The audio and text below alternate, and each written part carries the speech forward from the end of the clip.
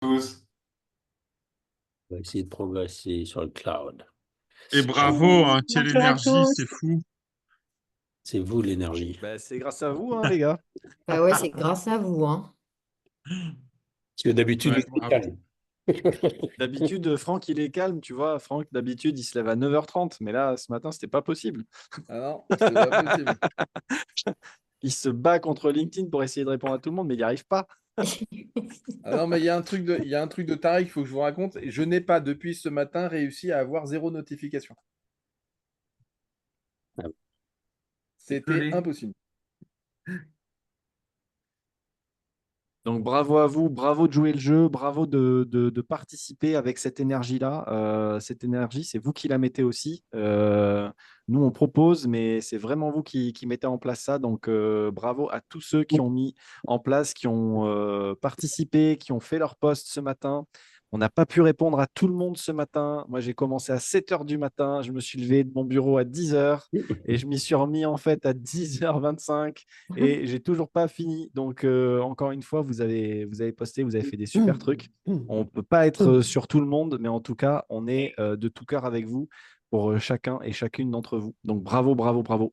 Alors, moi, j'ai une question. Est-ce que vous avez commenté les posts des autres avec le hashtag là? Est-ce que vous avez réussi à faire ça? J'ai Comme des oublié le malades. hashtag, le boulet. Ah, Ah, mais on peut Promis, pas vous voir. Moi, je me remets dans oui, mes je me mets un commentaires. rappel pour demain. Oui, demain. parce que comme ça, on n'est pas que trois à venir commenter Oui, vos. bien sûr. Non, mais Et on peut encore toujours modifier son post et rajouter le hashtag après, hein. C'est moins bien, mais bon. Ouais, mais ouais, c'est moins bien la première heure, mais après, ça va. C'est Bon, pas gênant.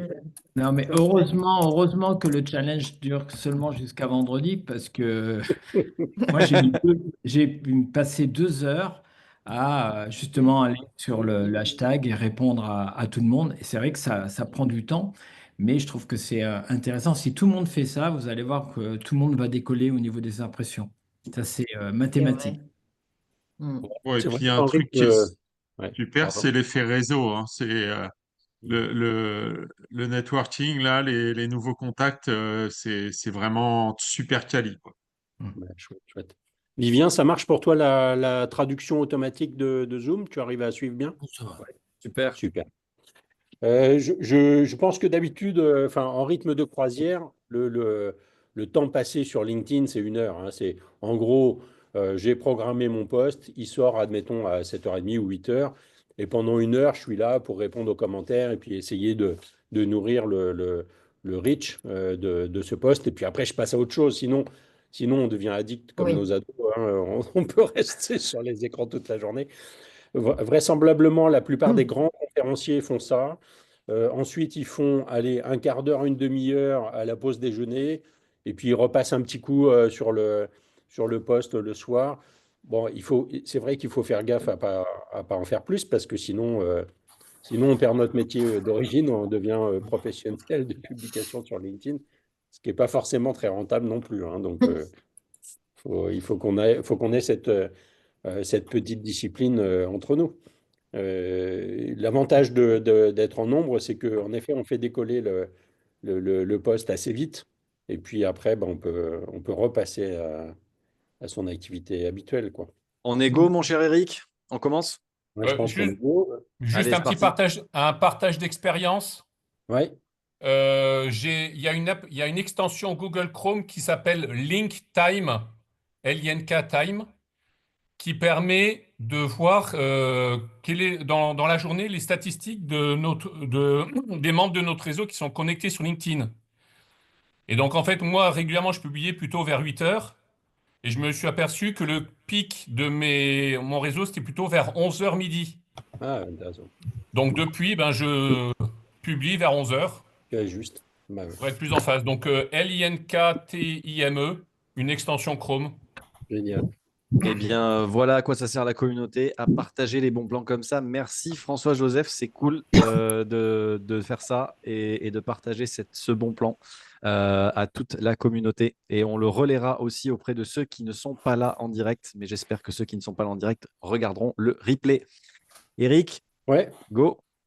Alors, je vais essayer de faire les choses dans l'ordre hôte, machin. Hop, je vais partager mon écran. Et puis, on rentre dans le vif du sujet. Ça va, on n'est pas en retard, on est bien. On est bien, on est bien.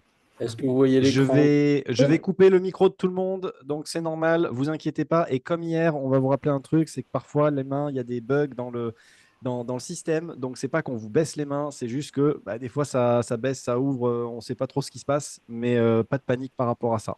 Allez, à tout de suite. Et que- Franck, Franck, on t'entend plus. Je t'ai coupé la chic. Tu me coupes, mais je sais que tu adores me couper la chic. Ça fait des J'ai vacances. fait. Ouais, c'est ça, exactement. Ça, c'est Emmanuel. Comme par hasard. J'ai fait des recherches hier parce qu'on n'a pas compris pourquoi. Et en fait, dès qu'il y a plus de 50 personnes dans un Zoom, c'est normal qu'il y ait des bugs sur les mains levées et tout ça. Donc, si ça vous le produit, ce qu'il préconise, c'est de remettre votre main et de la réactiver plusieurs fois pour que le système enregistre votre truc. Et normalement, ça devrait fonctionner au bout d'un moment. Allez, j'attaque. Allez, vas-y. Tiens, voilà. Donc aujourd'hui, on est sur la légende personnelle. Ceux qui n'étaient pas là hier, on a travaillé le message pur. Vous avez eu le replay probablement sur le groupe WhatsApp du challenge. Donc, et puis si vous ne l'avez pas, bon, on fera en sorte de le remettre tout à l'heure. La légende personnelle, on va parler de ça aujourd'hui. Donc les consignes, on les rappelle rapidement, mais maintenant on le sait tous. Il faut couper les micros. Ça, c'est Vincent qui le fait automatiquement. Donc, on lève la main pour demander la parole. Et c'est vrai qu'on peut mettre la main aussi devant la caméra quand elle ne marche plus électroniquement. Vous allez travailler dans des sous-groupes pour à la fois faire connaissance, c'est quand même sympa, et puis en même temps vous aider les uns les autres sur les exercices qu'on vous donne. Je crois qu'on a une séance aujourd'hui, et puis je suis sûr que Vincent en rajoute une deuxième. Voilà, je n'étais pas sûr d'avoir complètement pigé le truc, mais bon, voilà. Donc vous aurez 2 séances en sous-groupe. Et puis, surtout, amusez-vous. Donc aujourd'hui, c'est comment écrire votre légende personnelle pour sortir du lot. L'idée, c'est quoi? C'est évidemment, si on a Thomas Pesquet avec nous, je crois qu'il a dit qu'il se connectait ce matin. Bon, lui, elle est déjà écrite, sa légende personnelle. Enfin, on l'a écrit pour lui, il n'y a pas de problème, il y a pas de difficulté. Comme me disait Cornelia en douce ce matin, oh là là, c'est dur ce challenge, ça nous fait réfléchir, etc. Bah non, non, non. Pour Thomas, c'est facile comme tout. Pour nous, citoyens ordinaires, parfois, en effet, alors moi, Cornelia, je connais ta légende, je pourrais l'écrire à ta place si tu as des difficultés, je te ferai ça. Mais sinon, c'est vrai qu'on a besoin peut-être de se positionner, pas trop arrogant, pas trop humble, rassurer quand même nos clients, rassurer les gens qui nous écoutent, ils ne sont pas en train de perdre du temps, on n'est pas le pimpin sorti de tomber de la dernière pluie. Donc on est quand même besoin de doser ça. C'est pour ça que c'est intéressant de le faire à plusieurs, parce qu'on a du mal à dire du bien de soi-même, on a du mal à parfois grossir un peu le truc, ou au contraire, on habille un peu trop la mariée et puis ça se voit, quoi.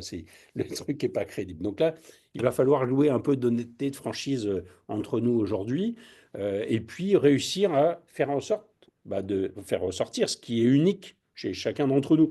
Là, j'ai vu qu'il y avait des gens qui parleraient encore mieux que moi de ça dans l'équipe. C'est le côté journaliste vient chercher la vraie personnalité de chacun.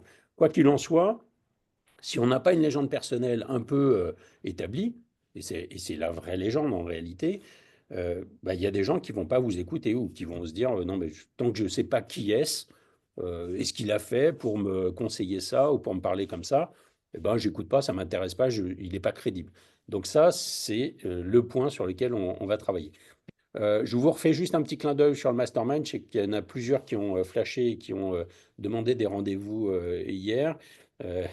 Vincent, qui est notre standardiste, est un peu débordé.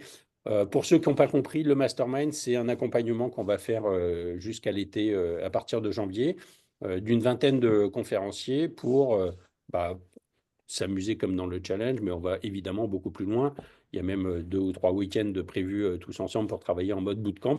L'idée étant quand même de travailler une sorte de 360 autour du conférencier pour que à la fois ce métier paye ses factures et plutôt bien, à la fois qu'il n'ait pas que des revenus liés à sa présence sur scène, et puis à la fois que sa conférence ait un impact tel que ça génère du bouche à oreille et donc des appels de prospects. J'essaye de résumer un peu ça, mais quand vous suivez le lien, la Mastermind 2, vous avez un peu plus de détails, un peu plus d'explications. On a pris du temps à créer ces pages, donc allez-y, elles sont là pour vous.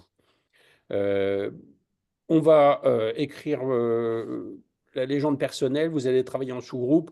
Ce sera un premier jet, comme hier, vous avez travaillé votre message pur, mais souvent, ça suffit d'avoir un premier jet pour avancer. Et puis après, on affine, on améliore les choses.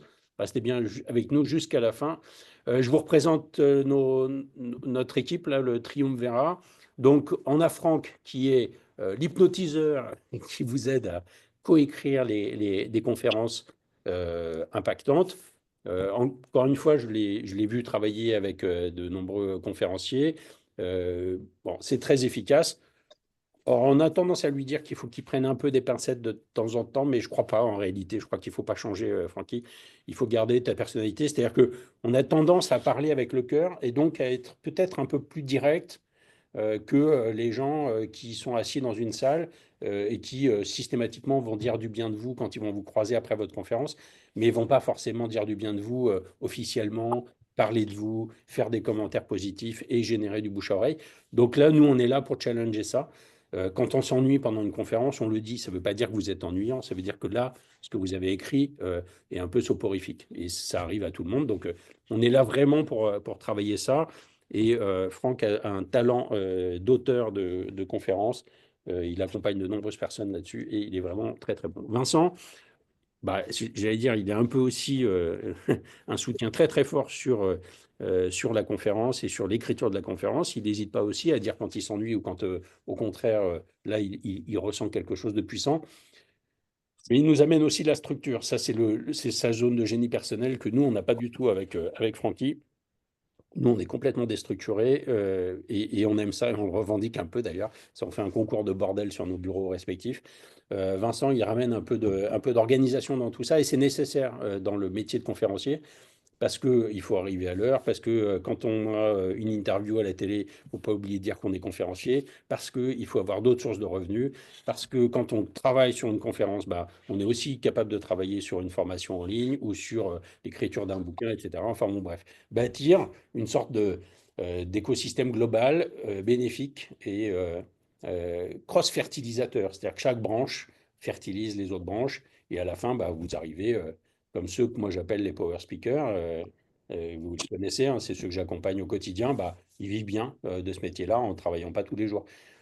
J'exagère, quand ils sont pas en train de bosser sur leurs outils, souvent ils réfléchissent, mais bon, voilà, ils sont pas à l'usine comme dirait l'autre. Donc, faites confiance à Vincent pour vous aider, pour vous challenger sur cet aspect structure. Voilà, je crois que j'en ai fini. Je crois que je vais vous passer la main pour qu'on puisse commencer à réfléchir et à écrire les légendes personnelles. Ce que je vous souhaite, c'est de belles rencontres. Je sais qu'il y a de très, très belles personnes qui ont de très jolies légendes personnelles dans cette salle. Donc, bah, je vous souhaite autant de plaisir que moi j'en ai au quotidien à rencontrer des conférenciers. Voilà, les amis, je me tais. Bon, ça c'est cool. Alors, on est parti. Ce qui va nous intéresser aujourd'hui, vous l'avez vu hier, on a travaillé sur évidemment la douleur, le rêve, parce que ce qui nous intéresse, c'est la translation de l'un vers l'autre. C'est comment est-ce que je fais pour passer chez mon audience de sa douleur profonde en lui proposant une translation pour qu'il atteigne ses rêves. Ça doit s'appuyer sur une conviction qui est extrêmement puissante et qui va vous permettre de formuler votre message pur. C'est la fondation de votre contenu. Maintenant, il va falloir nourrir en fait tout ce dialogue. Et une des façons les plus intéressantes de le nourrir, c'est de trouver ce qu'on a décidé d'appeler la légende personnelle. C'est quoi la légende personnelle? C'est pourquoi est-ce que vous en êtes arrivé à avoir cette conviction si profonde et ce message si profond. Ça, c'est fondamental. À partir du moment où le public entend votre histoire, et notamment donc l'histoire fondatrice, on l'appelle aussi la légende personnelle, il est plus facile pour lui de comprendre votre évolution, votre parcours et de s'engager dans votre conviction. Par contre, si vous lui affirmez des choses, si vous lui affirmez une conviction extrêmement forte, mais qu'il ne comprend pas nécessairement sur quoi ça s'appuie et sur quel passif ça s'appuie, eh bien, vous allez perdre en crédibilité. Et ce qu'on cherche, avant tout, quand on veut convaincre quelqu'un, quand on veut devenir captivant pour cette personne, c'est justement d'avoir une bonne légende personnelle qui va permettre d'élaborer sa euh, crédibilité. Tu me passes la slide d'après? Super. Maintenant, ce qui va nous intéresser, ça va être de le construire avec 5 étapes. On va commencer avec la première étape.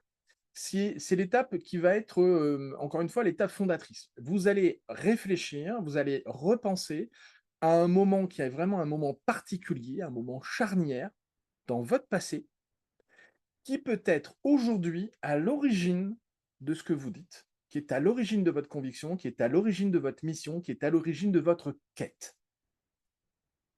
Donc, dans cette première étape, l'idéal, c'est de faire appel à vos souvenirs. Et dans vos souvenirs, de retrouver une expérience qui a véritablement et en profondeur changé votre manière de voir le monde.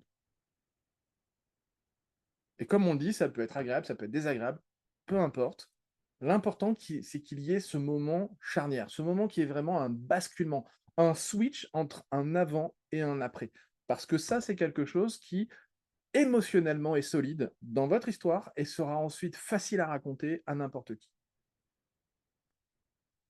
Étape numéro 2, il va falloir explorer l'émotion qui est liée à ce moment charnière. Ça veut dire quoi, explorer l'émotion? Ça veut dire que dans cet événement, il s'est produit des choses qui vous ont forcément bousculé, qui vous ont forcément fait réagir, qui vous ont fait peut-être grandir, voire qui vous ont fait reculer parce que c'était un moment négatif, même si vous avez avancé par la suite, donc vous avez peut-être fait le travail psychologique par la suite, mais sur cet instant-là, c'était un instant négatif, ça vous a peut-être fait reculer. C'est quoi l'émotion à cet instant-là? Est-ce que c'était de la peur? Est-ce que c'était de la tristesse? Est-ce que c'était de l'agacement, de l'énervement?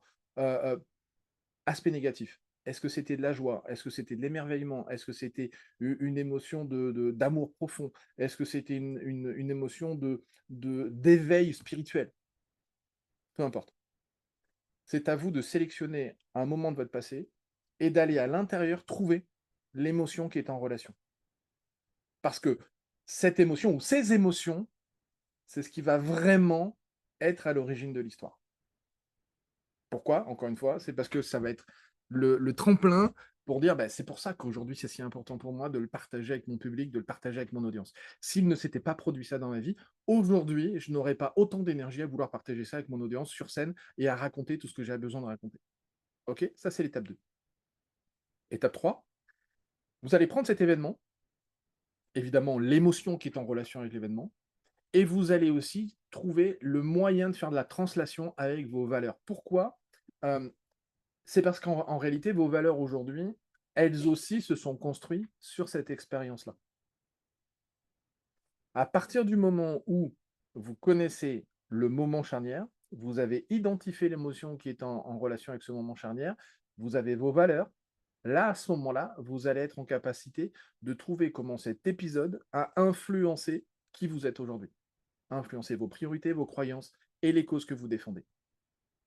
Donc, vous comprenez bien la logique, encore une fois, on est vraiment dans une translation, hein. Donc, on est vraiment dans la logique de je pars d'un événement dans lequel il s'est produit une émotion qui m'a amené à vivre ma vie de manière différente et donc à créer des valeurs particulières qui sont aujourd'hui au centre de ce que j'ai envie de raconter. Et vous voyez bien qu'en faisant ça, ce qu'on cherche, en fait, c'est à consolider, encore une fois, la conviction que vous avez mise au jour hier. Donc, vous reprenez votre conviction d'hier, et vous allez mettre ces étapes en relation avec la conviction que vous avez trouvée. Et vous questionnez de, mais pourquoi cette conviction est si forte pour moi? À quel moment charnière de ma vie elle se raccroche? OK, ça c'est l'étape 3. Étape 4, maintenant on va aller chercher ce qu'on appelle l'ombre. L'ombre qui est de toute façon, par définition, toujours présente. Pourquoi c'est important qu'elle soit toujours présente? Parce qu'en réalité, il faut comprendre que si vous vous étiez débarrassé de cette ombre, ben en fait, tout ça n'aurait plus d'importance pour vous, vous l'auriez carrément oublié. Ce qui est intéressant, en fait, dans l'événement charnière, l'émotion qui est dans cet événement charnière, et ensuite, évidemment, les valeurs qui sont associées, c'est qu'il y a encore cette ombre.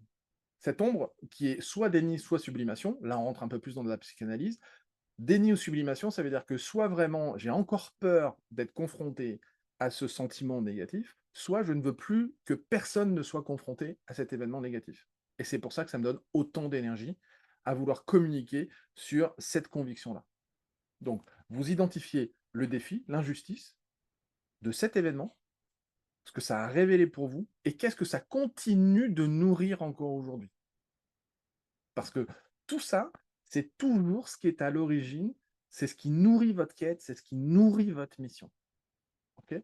Donc l'étape 4, c'est recomprendre, ressaisir, remettre à jour l'ombre. C'est extrêmement important et vous verrez pourquoi. Étape 5, il est temps de formuler la quête. Et ça, cette quête, elle doit être formulée comme une promesse. Transformez votre passé en une déclaration d'intention. On reprend la totalité de la translation, de l'étape 1 jusqu'à l'étape 4. Je démarre avec un moment charnière. Quelle est l'émotion en relation avec cet élément charnière? Commence à élaborer des valeurs profondes chez moi. Quelle est l'ombre qui est encore présente? Et maintenant, comment est-ce que je formule une promesse pour mon audience? Comment votre histoire vous pousse-t-elle à agir et à inspirer ceux qui vous entourent aujourd'hui? Et c'est ça qui va construire votre légende personnelle. Et qu'on se mette bien d'accord, pour ceux qui vont déjà me poser la question, des moments charnières dans votre vie, vous pouvez en avoir plein. Il y a plein de moments dans votre vie qui peuvent être, en fait, qui peuvent nourrir cette histoire, votre histoire globale. Mais ce qu'on ne veut pas, surtout pas aujourd'hui, c'est un CV. C'est-à-dire qu'aujourd'hui, je ne veux pas entendre de j'ai commencé par ça, puis ensuite il s'est pris ça, puis ensuite il s'est passé ça. Le mode CV, vous le mettez à la poubelle, on n'en veut pas. Aujourd'hui, vous vous focalisez sur un instant précis, et à partir de cet instant précis, vous allez construire votre légende. Et si vous avez plusieurs légendes qui, au fur et à mesure, vont se compléter, vous allez les utiliser pas toujours au même moment. Vous allez à un moment utiliser cette légende parce qu'elle est plus utile à ce moment précis, parce que votre audience ressemble à cette légende-là, ou alors ça va être plus efficace avec ce type d'audience. Et peut-être que 3 jours après, avec une audience légèrement différente, vous allez utiliser un autre événement qui est tout autant à l'origine de ce que vous faites aujourd'hui, mais qui sera simplement un autre moment. L'objectif n'est pas du tout d'avoir une accumulation d'histoires ou d'événements passés et de tous les raconter. Surtout pas. Aujourd'hui, on en prend un, on se focalise là-dessus et vous me le racontez pour me dire pourquoi ça, c'est à l'origine de votre conviction d'aujourd'hui. D'accord? Ce qui est vraiment important dans la légende personnelle, c'est de comprendre que c'est ça qui est à l'origine de mon interrogation et de mon introspection personnelle. Donc, ça doit donner une profondeur émotionnelle à ce que vous allez élaborer avec votre audience. D'accord? On en est toujours à cette question de crédibilité. C'est ça qui donne de la cohérence. Parce que vous réussissez en fait à mettre en relation directe, c'est la fameuse translation, j'y reviens et j'y reviendrai toujours, mon passé, mon présent. Pourquoi aujourd'hui cette mission est si importante? Parce que moi, dans le passé, j'ai vécu ça, et parce que j'ai vécu ça, il s'est produit telle chose. Si, dans mon dernier bouquin, là, Comment devenir intéressant, j'en parle, et je parle notamment de moi, dans ma légende personnelle, j'ai un parcours avec ma grand-mère qui m'a raconté des histoires pour me faire comprendre le monde. Et j'en parle vraiment comme étant un début de pourquoi aujourd'hui c'est si important pour moi de raconter des histoires, et pourquoi c'est si important pour moi de continuer à le faire avec mes enfants, de continuer à le faire avec mes clients, de continuer à le faire avec mon audience. Parce que j'ai cette conviction que les histoires sont fondatrices de notre état d'esprit, sont fondatrices de ce qu'on vit au quotidien, et qu'en fonction de si je me raconte une bonne ou une mauvaise histoire, je ne vais pas du tout avoir la même perception de ma vie. Cette légende personnelle est intéressante pour démontrer ça. Si demain je devais démontrer autre chose sur l'hypnose, sur l'influence, sur la manipulation, sur toute autre chose, j'utiliserais probablement un autre sujet, un autre souvenir de mon histoire passée, sur laquelle je m'appuierais pour dire c'est pour ça qu'aujourd'hui c'est si important pour moi de faire ceci, de faire cela, etc. etc. Donc en fonction d'une conviction, je vais le rattacher à un moment de ma vie. Ok? Avant qu'on parte pour le travail en groupe, on va prendre quelques questions pour voir si vous avez bien compris le sujet, parce que là, on va vous demander, ça va être de vous mettre en groupe. Avant de démarrer immédiatement en groupe, avant le groupe, vous allez prendre quand même 2-3 minutes, presque en solitude, pendant le rassemblement dans les sous-groupes. Mais vous allez prendre quand même 2 minutes, Faut réfléchir à ça. On ne peut pas partir bille en tête sur un souvenir, sauf ceux qui y ont déjà travaillé, c'est cool. Mais vous allez quand même prendre 2-3 minutes pour prendre le temps de penser à cet événement passé et de faire cette fameuse translation avec ces 5 étapes. Les 5 étapes, vous les retrouvez dans l'e-book que Vincent vous a partagé ce matin sur WhatsApp. D'accord? On prend quelques questions. Je te propose, Vincent, de virer, ou Eric, je crois que c'est Eric, de virer le partage. Je ne pense pas qu'on en ait besoin. Et si vous avez des questions, vous levez la main. On prend que les questions à main levée. Et on prend que 2-3 questions pour se garder du temps à la fois de travailler travailler en groupe. autonomie, en introspection et travailler en sous-groupe. S'il n'y a pas de questions, c'est que j'ai été extrêmement clair ou totalement faux. Waouh!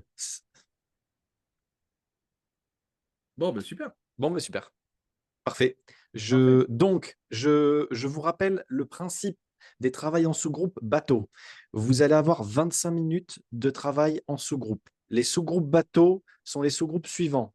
Le B pour celui qui bosse. Le A pour celui qui assiste. Celui qui assiste, c'est celui qui pose quelques questions, qui aide celui qui bosse à aller un petit peu plus dans l'introspection, à aller un petit peu plus en amont, un petit peu plus dans la précision. Ensuite, il y a le T, le timekeeper, celui qui est le gardien du temps. Vous avez 25 minutes, vous allez être environ 3 à 4 par participants par salle. Donc, vous regardez comment vous découpez le temps pour que ça soit le plus efficient pour chacun avec une équité. Et enfin, si vous avez une personne en plus, ça sera le O, ça sera l'observateur. L'observateur, il prend des choses pour lui, il ne fait pas de feedback, il ne fait pas de retour, il est juste là pour lui et il se nourrit de l'expérience des 3 autres. OK? Ça marche comme ça? On vous envoie dans les salles vont être choisies automatiquement, vous allez tomber dans des groupes automatiques. Normalement, les salles se gardent au fur et à mesure du travail qu'on a ensemble aujourd'hui. C'est parti, c'est à vous. 24 salles. Et je suis en 24 train salles. d'envoyer tout le monde dedans. Allez, c'est parti. Attends, fais rentrer Nabila aussi, parce qu'elle vient Ouais. rentrer. Comme ça, elle sera incluse dedans. C'est bon. Ok, parfait. Allez, Parfait. c'est parti, à tout à l'heure.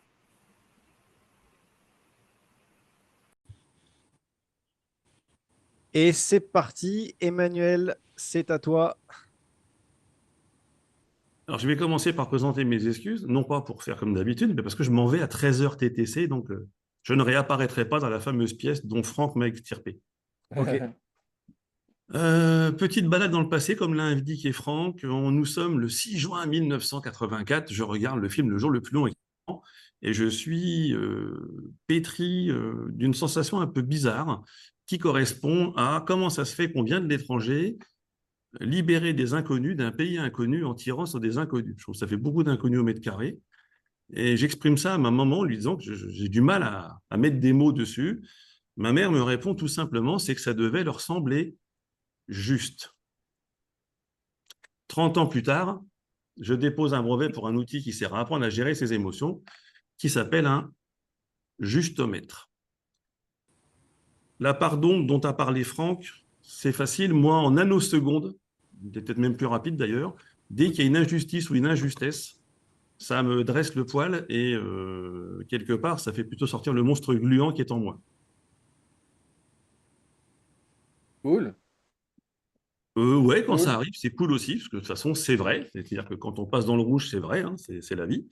Et la promesse, en tout cas le souhait profond d'aujourd'hui. Inutile, inutile. Tout ça, après, à partir de maintenant, on n'en a pas besoin. Ta légende Ok, perso, j'ai fini. ta légende, voilà, ta légende perso, elle est là, elle est posée. Il y a une histoire, il y a un Pardon. fondement, il y a un fondement historique de ton passé. Il y a une anecdote qui est liée à ton passé et il y a une justification par rapport à la part d'ombre et par rapport à ce que ça a révélé chez toi et donc à la création du truc. Ok. Maintenant, l'ambition de tout ça, ce serait de le raccourcir et de le rendre un tout petit peu plus punchy et c'est tout. Merci, maître. De toute façon, entre Super. Franck et moi, c'est normal. Il a l'habitude. Non, mais tu améliores ça en le raccourcissant, en le rendant un peu plus, voilà, un tout petit peu plus incisif et punchy. Et c'est vraiment une très très bonne base. Donc super, tu continues avec ça. Bravo.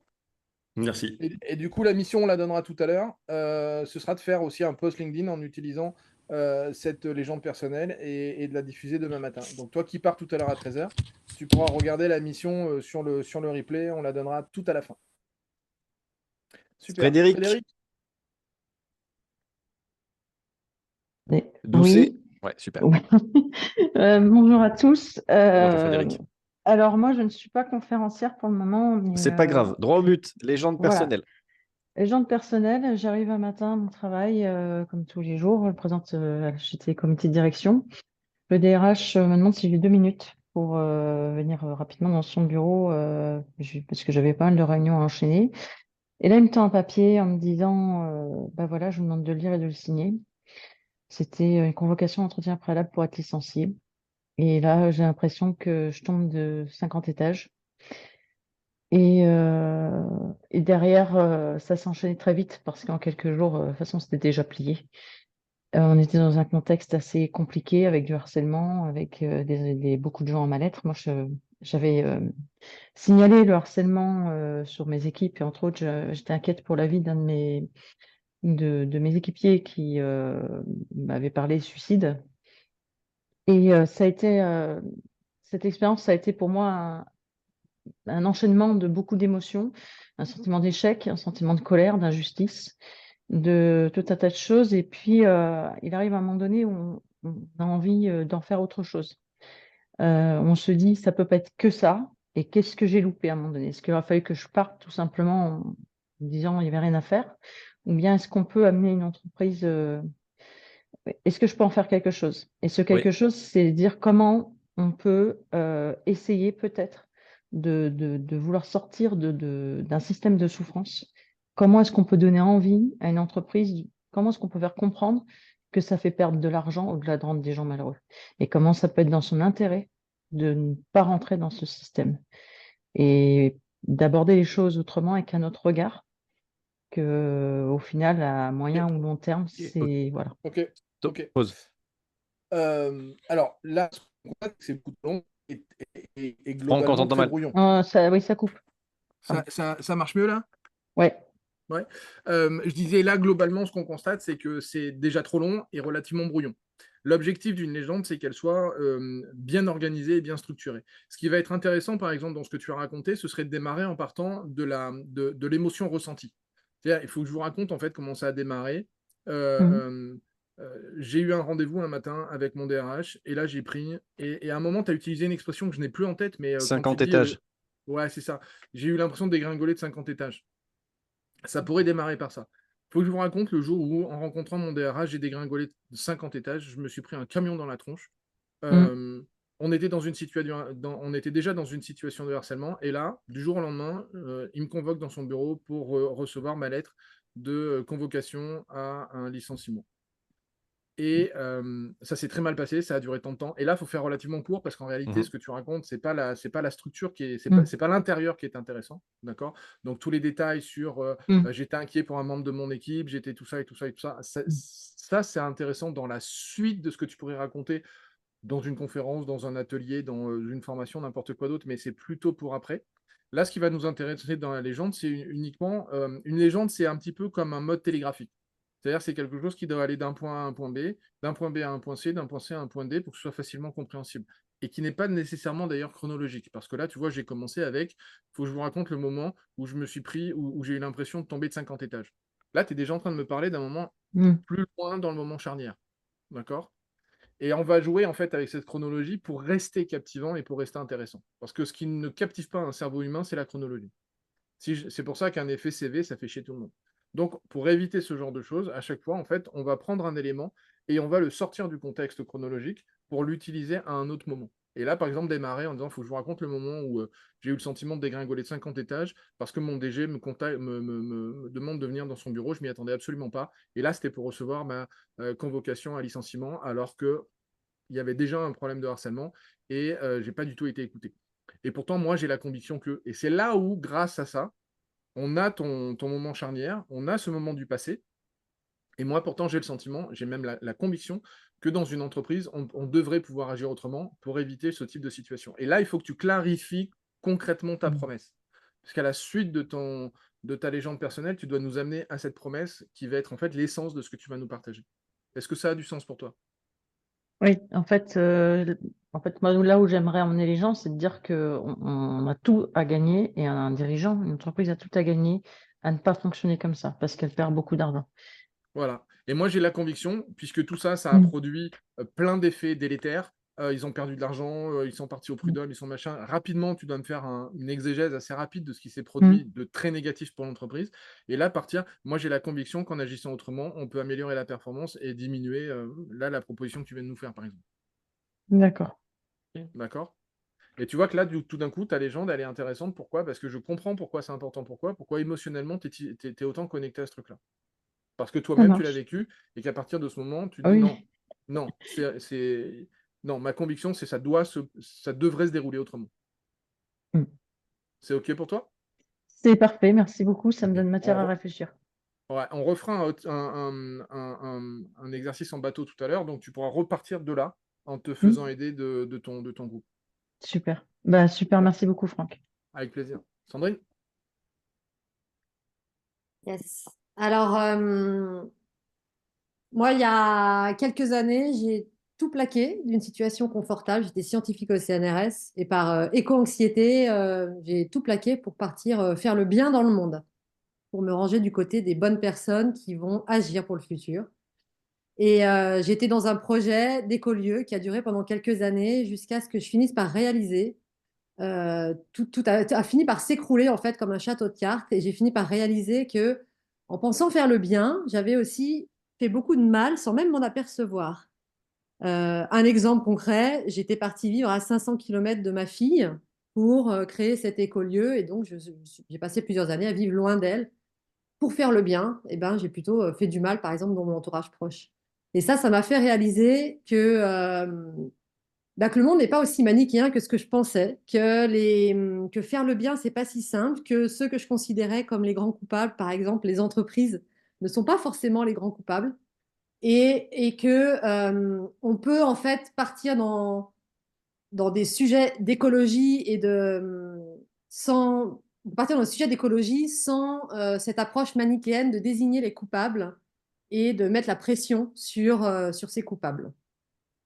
Donc C'est moi, quoi ta promesse? C'est quoi ma ta promesse, proposition? c'est d'arriver à parler d'écologie et à changer des choses en entreprise sans culpabiliser les entreprises, voilà, comme étant désignées coupables d'office. En fait, tu sais à quoi ça me fait penser, ton histoire? Ça me fait penser à une histoire de repenti.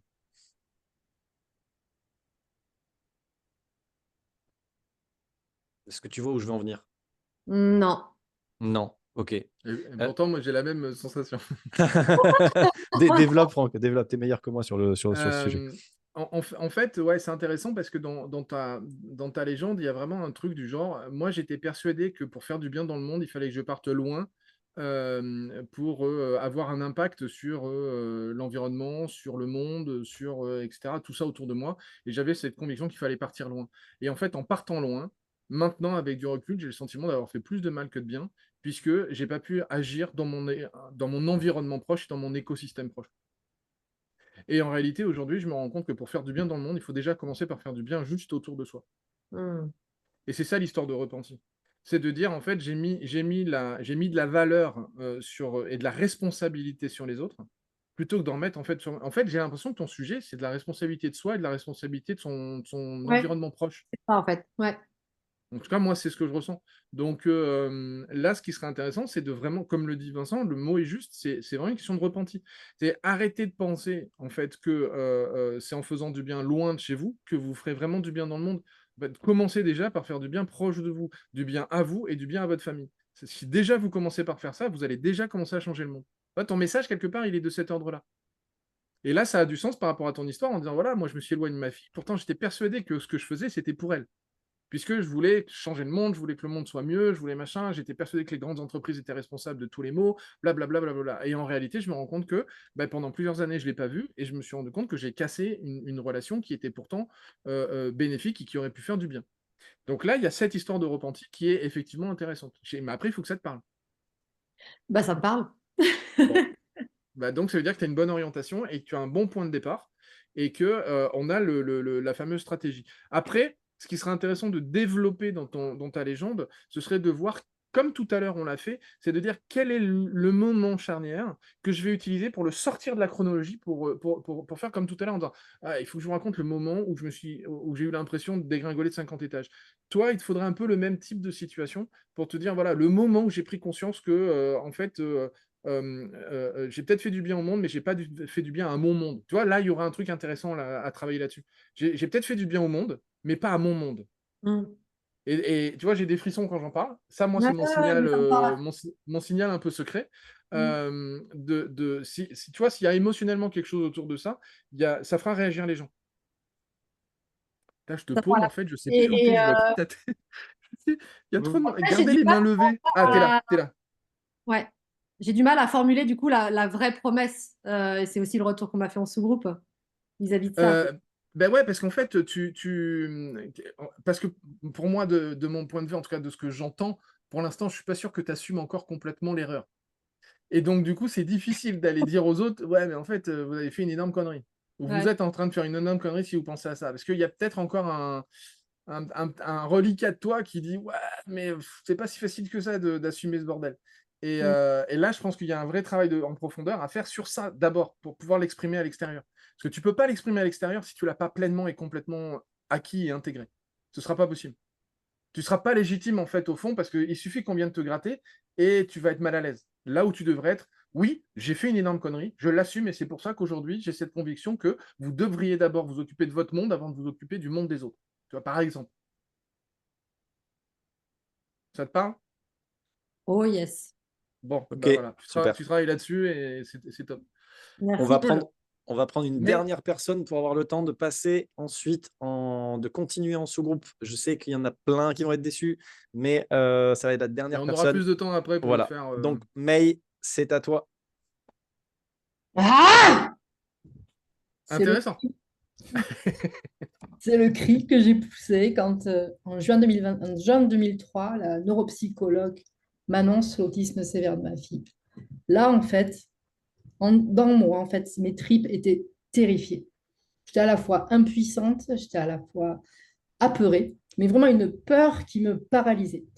Et au final, mes tripes de mère ont refusé cette fatalité.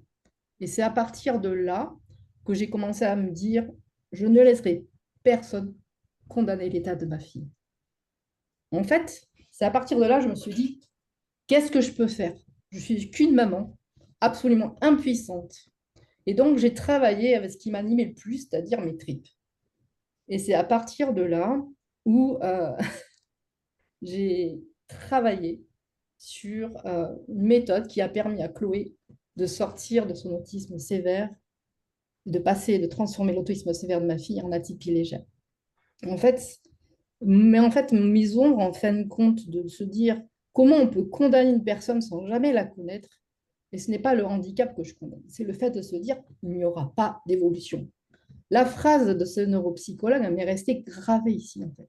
Et je me suis dit, non, je ne laisserai pas la fatalité bouffer. Ok, Voilà. ok. Ok. Parce que là, tu es en boucle après. Mhm. En fait, la phrase qui est révélatrice pour toi, c'est celle que tu viens de dire. Ouais. Il n'y aura pas d'évolution. Ouais, Et pour moi, il faut commencer par ça. Mhm. C'est-à-dire, d'accord. un jour, j'ai entendu cette phrase de la part d'un médecin à propos de ma fille, il n'y aura pas d'évolution. Et là, mes tripes se sont retournés. C'était impossible pour moi d'entendre ce truc-là. Pourquoi? Parce que j'avais la conviction qu'on pouvait faire quelque chose. Mmh. Et à partir de ce moment-là, j'ai travaillé sur une méthode qui permet à des enfants autistes de sortir de cette injonction non, il ne se passera jamais plus rien. Ou il n'y aura plus jamais d'évolution. En fait, j'ai dupliqué après cette méthode sur d'autres personnes. Et ça, c'est après. Ça, c'est dans ton Ça, argumentation c'est après, d'après. c'est OK. Ah, d'accord. OK. Oh, OK. C'est hyper important d'être stratégique quand on fait de la rhétorique. C'est-à-dire que quand on fait de la rhétorique, ça va choquer plein de gens. L'idée, c'est pas d'avoir vrai, c'est d'avoir raison. Mmh. Là, on est en train de démontrer pourquoi ta conviction, elle est si forte. OK. Et ta conviction, c'est même un enfant à qui on promet qu'il ne se passera plus jamais rien dans son handicap, Oui, on peut quand même l'amener à évoluer. d'accord. Ça, c'est ta conviction. Je ne sais pas si tu l'as prononcée hier de cette manière-là, mais en tout cas, c'est celle que tu Non, formules c'est aujourd'hui. pas ça du tout. En tout cas, c'est celle qu'aujourd'hui, moi, j'entends. Ah, OK, d'accord. OK. Donc, l'ambition, c'est de dire d'où ça vient? Ben, ça vient de ce que tu as vécu avec ce médecin. Et Mmh. donc, cette phrase, et qui est vraiment là, et c'est marrant parce que tu l'as dit à la fin, Et souvent, ça c'est pour tout le monde, souvent en fait, en France, on nous apprend à d'abord justifier et ensuite donner les éléments émotionnels. Et en fait, c'est complètement l'inverse. Il faut d'abord donner les éléments émotionnels et après, on perd du temps sur la justification consciente et sur la justification logique. Mais en rhétorique, on fait d'abord bouger les émotions avant d'amener Et donc, on crée d'abord de l'intrigue, on crée d'abord de la curiosité, on crée d'abord un impact émotionnel avant de commencer à apporter une justification logique. Ok. Donc, dans ce cas précis, en disant, voilà, moi, cette phrase, elle a changé ma vie. On était en train de me dire que ma fille était comme ça et qu'elle ne bougerait plus jamais. Mes tripes de mère, on dit, c'est pas possible. On peut faire mieux. Toi, et là, je ne sais pas pour les autres si ça leur parle ou pas, mais normalement, n'importe quel trip de père ou n'importe quel trip de mère doit se dire, putain, elle a raison, quoi. Et tout l'aspect derrière, de dire, je ne comprends pas pourquoi on va classifier quelqu'un, pourquoi on va encoder quelqu'un de cette manière-là et qu'après, ça ne bouge pas. Ouais, ça, c'est très scientifique, même occidental. On n'a pas ça hein, chez les Asiatiques. On n'a pas cette... Enfin, dans la médecine chinoise et tout ça, on n'a pas ça. On est tout le temps en évolution. Donc, automatiquement, c'est une production que toi, tu peux faire et qui est de bon sens. C'est-à-dire, voilà, moi, à partir de cette phrase-là, c'est là le moment charnière. Merci beaucoup. Ça te parle? Ah oui, beaucoup. Ah oui, merci Super. beaucoup. Donc, merci, May. On va vous renvoyer dans vos salles pour que vous puissiez implémenter les conseils qui ont été transmis là. Retenez le dernier élément là qu'a dit Franck hein, sur cette notion de renversement. Mettre l'émotion avant la justification, c'est un des game changers pour raconter sa légende personnelle. C'est ça qui évite le mode CV, c'est ça qui évite le mode chiant, c'est ça qui évite que l'attention de votre interlocuteur parte ailleurs, mais qu'il reste centré sur vous. Donc, gardez les éléments qu'il vous a donnés, qu'il vous a transmis, modélisez-les à votre mesure et continuez avec ça. Franck, tu souhaites rajouter un truc? Ouais, un truc hyper important, parce que je l'ai constaté là, et on le constate nous à chaque fois qu'on coécrit, vous voyez à quel point nous on raccourcit. C'est-à-dire qu'on est vraiment dans cet effet quasiment de tunnelisation. Il y a plein de détails. Alors après, on pourrait vous apprendre, on n'aura peut-être pas le temps, mais on pourrait vous apprendre que même quand on enlève plein de choses, on laisse des micro-détails, parce que dans la rhétorique, les micro-détails donnent une illusion de vérité. Mais on n'est pas dans des macro-détails. Et on n'est pas non plus dans un empilement de détails. Mais si tu réécoutes tout à l'heure le replay, tu vas voir que ton histoire, souvent, tu te répètes parce que tu rajoutes de l'élément sur de l'élément. Mais quasiment tous, vous l'avez fait. Ce qui est en fait complètement inutile. Si mon message, il est bien structuré, bien amené, qu'il a une fluence dans la manière de la raconter, j'ai pas besoin de rajouter des. Donc, vous devez apprendre à mettre une ou deux virgules, un micro-détail et surtout un point. C'est-à-dire à un moment, vous devez vous taire. Et là, pour l'instant, on vous a toujours arrêté. Et ça, c'est assez récurrent de toute façon dans ce que nous, on travaille. On est obligé de vous arrêter pour travailler sur votre contenu. Là où, en fait, théoriquement, début, milieu, fin, ça y est, c'est fini, c'est réglé. Ça doit prendre un paragraphe grand maximum. Et un paragraphe, c'est une ou deux lignes. On est bien d'accord? Ok. C'est vraiment un effort intellectuel à faire de raccourcissement. Pensez-le en mode, comme tout à l'heure, en mode Telegram. C'est parti, on vous renvoie dans les salles. Vous avez 20 Tu minutes. les envoies ou je le fais? C'est bon, je le fais. Vas-y. Je vais couper. J'ai pris conscience que, au final, j'étais la clé de mon bien-être parce que je me suis reconnectée à mon rêve. Et là, après, je peux développer, voilà. Et voilà, je suis perdue là. Ouais, c'est pas grave, c'est pas grave. Ce qui va nous intéresser, ça va être que on retrouve une vraie structure entre d'où tu pars, c'est-à-dire l'élément du passé perturbateur. Et il faut que je retrouve une cohérence avec qu'est-ce que tu me proposes. C'est-à-dire, comme on l'a vu il y a un instant, j'ai oublié, je crois que Nathalie. Nathalie, où tu vois, il faut que j'ai une logique de transition. Ma logique de transition, c'est quoi dans le passé la situation que tu as vécue qui a été problématique? Là, tu l'as dit au tout départ. Alors, voilà, j'ai tout perdu. J'ai tout perdu. Beaucoup appellent ça un burn-out. Et moi, je te conseillerais, mais comme je conseillerais quasiment à tout le monde, le problème, c'est que dès que vous dites le mot burn-out, on va vous mettre dans des cases. Ouais. Donc le problème, c'est de vous réapproprier la case. C'est-à-dire que nous, on a un peu ce leitmotiv avec Vincent de dire vos châteaux, vos règles. Donc c'est mon château, mes règles. En gros, ici, vous êtes chez nous, dans notre Zoom, c'est nous qui imposons les règles. Quand tu vas prendre la parole, ou quand tu vas aller devant un public, ton château, tes règles. Donc, plus vous allez réinventer un sujet, plus vous allez pouvoir facilement vous l'approprier. Et le problème avec Burnout, c'est qu'aujourd'hui, c'est tellement galvaudé qu'en fait, une fois que tu vas avoir dit ça, tu as plein de gens qui vont fermer les écoutilles. Pourquoi? Parce qu'ils voient encore une sur le Burnout. Oui, tout à fait. C'est pour ça que j'emploie le mot tsunami. En fait, le tsunami Ouais. intérieur, c'est quelque chose qui Ouais. est. Enfin, on se Mais demande tu ce que c'est reviens, réellement. mais tu as eu besoin de l'expliquer en disant c'est un Burnout. Bah, parce qu'en fait, je me pose, parce que moi aussi, hein, j'aime plus trop dire burn-out, mais en même temps, il faut créer un lien, parce que ce que je vais vendre, c'est de la prévention à l'épuisement professionnel. Donc, Dans ces cas-là, ce que nous, on pourrait te proposer, ça va être de dire, OK, j'ai vécu un truc où j'ai eu le sentiment de tout perdre. Beaucoup de gens aujourd'hui appellent ça un burn-out, mais moi, aujourd'hui, j'appelle plus ça un burn-out. Et justement, tu vas accentuer le fait. C'est trop galvaudé. Tout le monde en parle à tort et à travers sans vraiment savoir de quoi on parle. Ce qu'il faut savoir d'un burn-out, c'est qu'un burn-out est un épuisement émotionnel ou un épuisement professionnel. psychique et physique, c'est les trois. Voilà. Eh ben, tu le dis. Eh ben, tu le dis. Mais l'avantage, c'est que tu viens remettre dans cette histoire une définition à quelque chose que tout le monde a oublié. Moi, j'ai eu un cabinet de thérapie pendant quasiment 20 ans. J'ai des gens qui venaient me voir en me disant j'ai fait un burn-out. Quand on les questionnait, c'était pas un burn-out, c'était un surmenage. Et surmenage et burn-out n'ont rien à voir. Un surmenage, c'est un surmenage. Un burn-out, c'est un épuisement émotionnel, physique, intérieur. C'est tout s'effondre. La personne n'est même plus capable de se lever le matin. Des gens qui ont fait un soi-disant burn-out, mais qui est en fait comment on appelle ça, ce que je l'ai dit il y a un instant, un surmenage.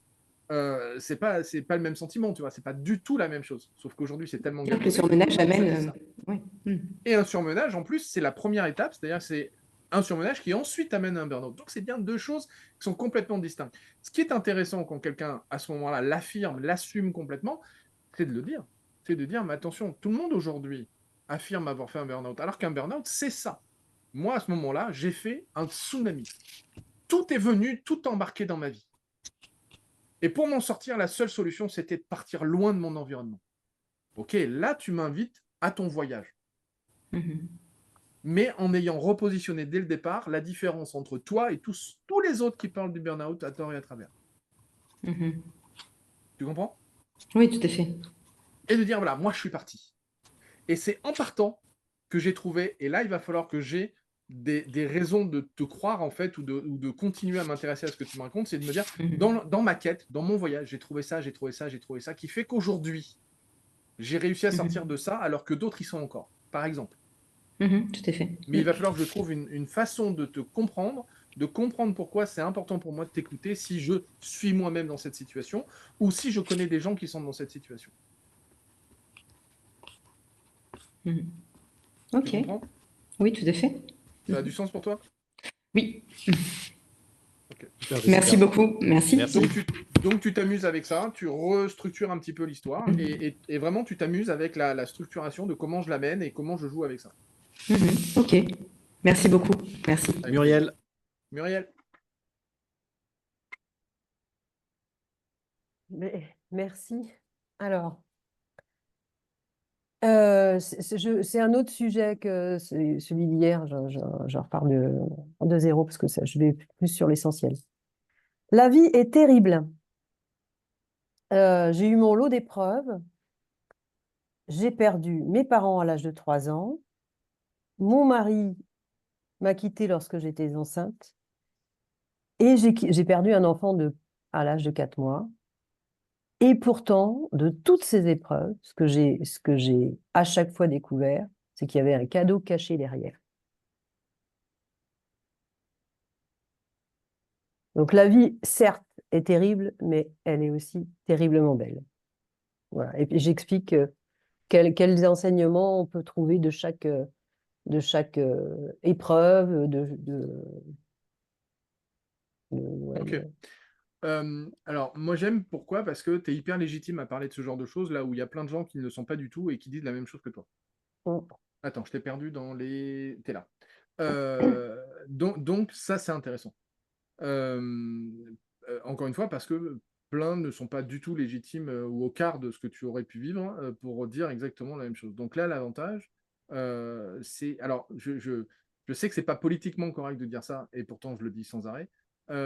Vous êtes des futurs conférenciers ou des conférenciers professionnels. Et il y a une chose que vous devez savoir, que personne n'aime entendre, c'est que si vous n'êtes pas handicapé, si vous n'êtes pas ancien malade ou si vous n'avez pas un énorme problème dans votre vie, je vous assure que votre carrière de conférencier va être plus compliquée. Ou si vous n'avez pas une médaille. Ou si vous n'avez pas une malade. Et encore, depuis la fin des JO, c'est plus compliqué aussi parce Ouais. que C'est le vrai. retour qu'on a sur le placement des conférenciers, c'est OK, ce que vous voulez, mais pas un sportif.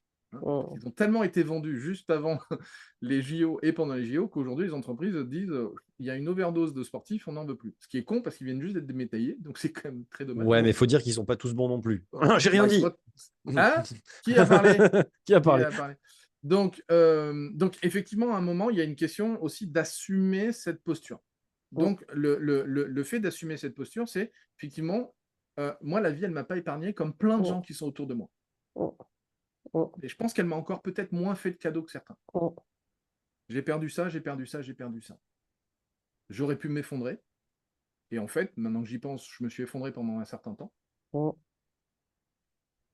Et pourtant, malgré tout ça, j'ai appris une chose fondamentale.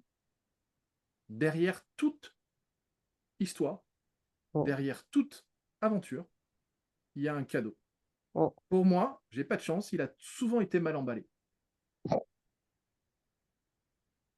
Et là, tu arrives avec une proposition qui est liée à la résilience, qui est liée au rebond, qui est liée. Et là, c'est pareil, moi, ce que je t'encouragerais à faire, c'est d'inventer, et là, on en parlera un peu plus demain avec le modèle, mais d'inventer quelque chose qui t'appartient. Parce que résilience, c'est bidule le truc, là, Ouais. le psy.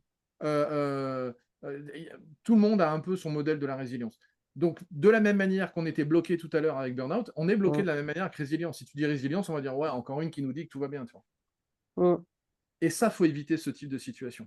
Pourquoi? Parce que le problème, c'est que le cerveau des gens fonctionne par fainéantise. Un cerveau humain ne réfléchit pas. Alors, en fait, moi, tu vois, ce qui me vient, c'est vrai, j'utilise pas le mot résilience, mais moi, il y a un truc qui fait partie de moi, c'est l'émerveillement. C'est-à-dire qu'à un moment donné, il y a un truc et j'ai fait waouh, mais c'est ça, en fait, le truc qu'il y a derrière, tu vois. Donc alors moi, je te le dis en toute presque violence, tu perds un enfant, tu peux pas parler du mot émerveillement. À un enfant, tu dis? Tu perds un Non. enfant, tu peux pas Ah. parler du mot émerveillement. Ah oui, oui. Donc, Bah, ça en veut fait, dire qu'il va ouais. falloir décomposer l'émerveillement. Ouais, c'est ça. Parce que tu vas forcément avoir une première période Oui, oui. qui va être celle du choc ou Ah du bah, chaos. évidemment. Tu l'appelles Évidemment. comme tu veux. Ouais. Moi dans les méthodes que j'ai mises en place quand je faisais de la thérapie, on partait du chaos. Donc, mon terme à moi, c'était chaos. Et à partir du chaos, on va construire. Mais il faut d'abord le chaos. Dans ton modèle à toi, c'est la même chose. Tu ne peux pas tout de suite dire aux gens, il y a de l'émerveillement. Bien Tu sûr. ne peux même pas parler de cadeaux bien emballés. Tu vois, Non, c'est non. impossible de parler de ça. Ouais, je J'ai comprends. eu des gens qui ont perdu leurs enfants, qui pendant 20 ans, tu vois, j'ai eu Ouais. à peu près 6 ou 7 000 consultations. Je Ouais, crois que j'ai à peu ouais. près tout vu de l'espèce humaine. Tu peux Non, pas leur mais parler il de y a ça il y a dans la première période. l'effondrement, C'est évidemment. ça. Il y a Et l'effondrement. là, il faut que tu trouves un mot qui, toi, te parle, qui est significatif pour toi, qui est vraiment porteur de sens pour toi, et que tu vas défendre en disant ça, c'est la première étape. L'étape du chaos, de l'effondrement, tu l'appelles comme tu veux. Et ensuite, et là, mais tu vois, on est déjà en train de déborder quasiment sur demain par rapport à toi. Moi, on revient sur la légende, et sur la légende, il y a cette idée de, voilà, moi, la vie, elle ne m'a pas épargné. Je sais qu'autour de moi, il y a plein de gens qui n'ont pas été épargnés non plus. Je pense que peut-être j'en ai un peu plus pris pour faire la moyenne, tu vois, et peut-être le prendre avec la dérision dont tu es capable, parce qu'avec ce que tu as raconté tout à l'heure, il y a cette distanciation que tu as été capable de mettre, et que tu peux mettre à profit de ta légende. Tu vois. Et effectivement, moi, je partirais dans cette direction. Ça te parle? Ouais. Super, ouais. Merci. Tu reformules, de la même manière, tu réorganises. Tu vois comment être un tout petit peu plus rapide. pour le faire Mm. encore un tout petit peu plus étape par étape, parce que si tu parles d'un deuil d'enfant, si tu parles de choses telles que tu les as vécues, tu vas produire un effet vraiment Ouais, violent dans ouais. ton public. Je Donc veux pas plus non tu vas, plus trop voilà, plomber. plus tu vas être liminaire, Ouais, plus ça va être facile de passer de la période très très compliquée à qu'est-ce que tu leur proposes. ouais, ouais. Sans aller trop dans le Ouais, ouais, pathos c'est ça. négatif. Mm. Et en rhétorique, tous les gens qui disent qu'il ne faut pas faire de pathos, c'est une stupidité monumentale. Dans la rhétorique, il y a la part du pathos. C'est juste que comment on l'équilibre par rapport à tout le reste. Mm, mm, mm. D'accord? Donc le pathos, on en a besoin. C'est juste que il ne faut pas l'appesantir, il ne faut pas qu'il soit dégoulinant. Ouais, c'est ça. Le risque, ce serait que les gens ressentent que ça l'est, alors que ça ne l'est pas du tout. Donc Mm, pour ça, mm, tu vas avoir besoin d'aller plus vite, d'être beaucoup plus efficace dans la manière dont tu racontes cette histoire. mm, mm, mm. Ça te parle? Ouais, ouais, ouais, ouais. Merci. Super. Bah, tu essayes ça et puis on en reparlera. Mm, merci. Ouh, Benjamin.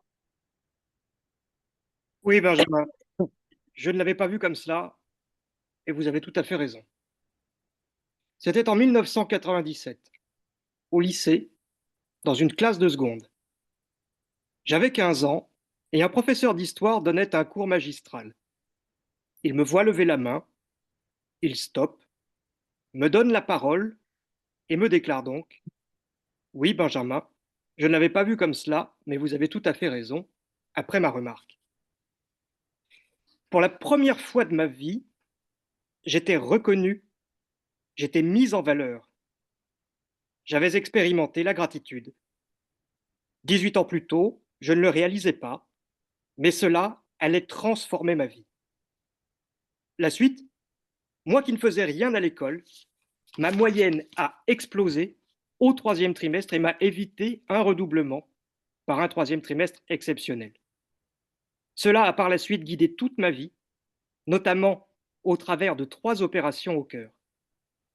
Ma conviction profonde, c'est que la gratitude est la clé d'une relation gagnant-gagnant à installer dans l'entreprise pour améliorer le bonheur, la productivité et le résultat des entreprises dans la relation employeur-employé, afin encore une fois d'obtenir un deal gagnant-gagnant. Ok. Beaucoup trop long. Ouais. Sinon, l'idée générale est intéressante parce que si tu coupes dans toutes tes répétitions, parce que tu as dit au moins 2 fois gagnant-gagnant, tu as dans les apports que ça peut avoir, là, il y a trop de listing, si tu veux. Là, donc, tu peux couper aussi beaucoup plus sec par rapport à ça. Et de la même manière, moi, j'extrairais en fait le moment vraiment important de cette histoire, de ton passé. Je l'extrairais pour le mettre en valeur. Et là, le problème, c'est que tu me fais une histoire qui est trop académique. C'est-à-dire que tu me racontes une histoire qui est trop littéraire. Si tu me la fais sans la lire, tu vas voir que c'est beaucoup plus compliqué de garder la même dynamique. Tu vois ce que je veux dire? Mhm. Parce que là, tu l'as lu, là, j'ai pas regardé. Oui. Ouais. Donc, si déjà tu la lis pas, tu vas voir que garder le même effet littéraire va être beaucoup, beaucoup plus compliqué. Parce qu'on est en rhétorique, donc on est à l'oral, donc ça va être beaucoup, beaucoup moins académique. Donc, l'idée, ça va être beaucoup plus, là aussi, beaucoup plus rapide. Vous savez, en 3e, j'ai failli redoubler. J'avais de très mauvaises notes, tout se passait mal. Et pourtant, une remarque d'un professeur a tout changé. C'est le moment où j'ai expérimenté ce qu'était la gratitude. Il fait son cours, et là, je lui fais une remarque à propos de son cours. Et là, je me souviens que plein de profs n'apprécient pas vraiment qu'on leur fasse des remarques. Ça arrive très souvent, j'imagine que vous connaissez ça tous. Mais lui, à ce moment-là, il me regarde, il me dit ben oui, Benjamin, félicitations, vous avez raison. Mais là, c'est comme une douche. Plutôt qu'une douche froide, c'était une douche chaude. C'est comme si quelque chose m'habitait tout d'un coup. Et ça a complètement transformé ma manière d'interagir avec les profs.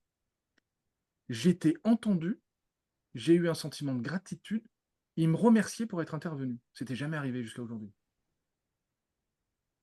Et ce qui est marrant, c'est que ma 3e, je l'ai passée haut la main. Mon 3e trimestre a été fabuleux. J'avais jamais eu des notes comme ça. Et à partir de ce moment-là, ma scolarité, elle a complètement changé.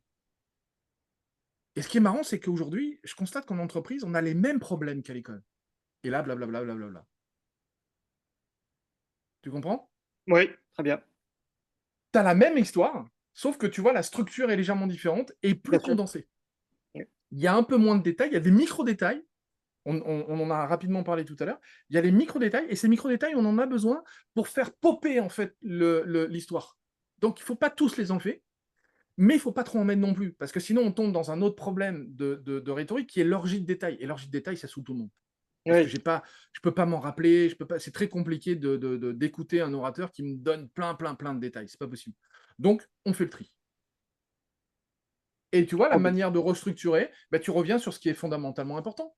La relation avec les profs, le moment où tu as senti cette gratitude, le truc que je me suis senti habité par cette réponse. Tu vois.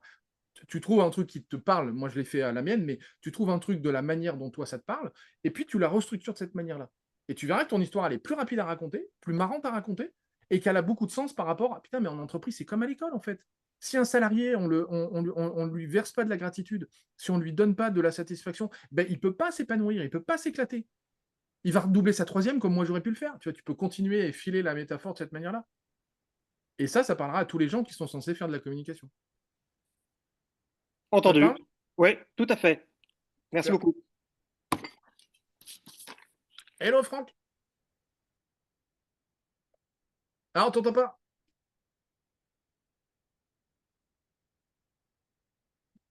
Voilà. C'est bon? Tu m'entends? Cool, Voilà. parfait.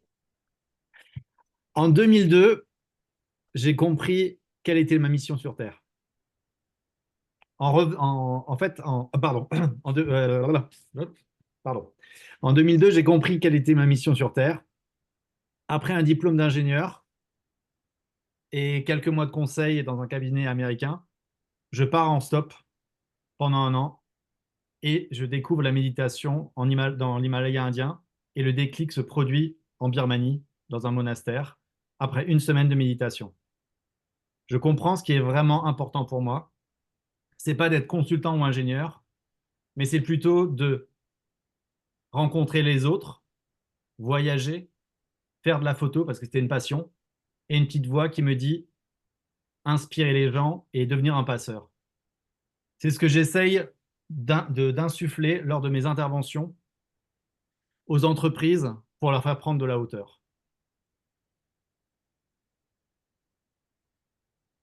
Ok.